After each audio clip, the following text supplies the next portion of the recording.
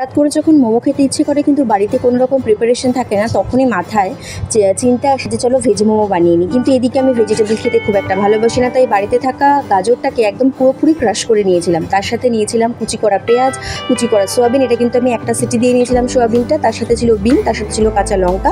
কড়াইতে দিয়ে একটু সাদা জিরে এবং আদা ফোড়ন দিয়ে, মানে আদা ক্রাশ করা আদা ফোড়ন দিয়ে, তারপরে সমস্ত সবজিগুলোকে দিয়ে সোয়াবিনটাকে দিয়ে ভালো করে নাড়াচাড়া করে নিয়েছিলাম নুন দিয়ে এবং সয়া সস দিয়ে, যাতে স্টিম করবার সময় কোনো প্রবলেম না হয়। তারপরে ময়দা মেখে নিয়েছিলাম, ময়দাতে ময়ান হিসেবে দিয়েছিলাম অল্প পরিমাণে চিনি এবং সাদা তেল। তারপরে ডোটা বানিয়ে নেওয়ার পর তার থেকে একদম ছোটো ছোটো করে লেচি কেটে নিয়েছিলাম।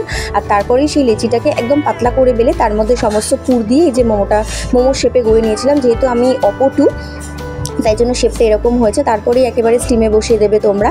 একদম একটা কড়াইতে পরিমাণ মতো জল দেবে, তার উপরে একটা ছাঁকনি দেবে আর একটুখানি তেল মাখিয়ে নেবে। তারপরে সেটাকে মোমোগুলো দিয়ে তারপরে ঢাকা দিয়ে দেবে। আর ফুল ফ্লেমেই করবে, নাহলে কিন্তু অনেকটা সময় লাগবে। তার সাথে টমেটো স্যুপ ছিল, যেটা ইনস্ট্যান্ট নরের ছিল। আমি যে বললাম আগে থেকেই যে আমার কোনো প্ল্যান ছিল না, তাই হঠাৎ করেই বানিয়েছি। আর তার সাথে ছিল অল্প একটুখানি টমেটো সস। আর রাত্রে ডিনারে ছিল ওই ময়দা মাখা থেকেই বেঁচে গেছিলো ডো, তো সেখান থেকেই মা পরোটা করে দিয়েছিল আর করে দিয়েছিল এরকম ফুলকপি আলু তরকারি। কেমন লাগলো জানো।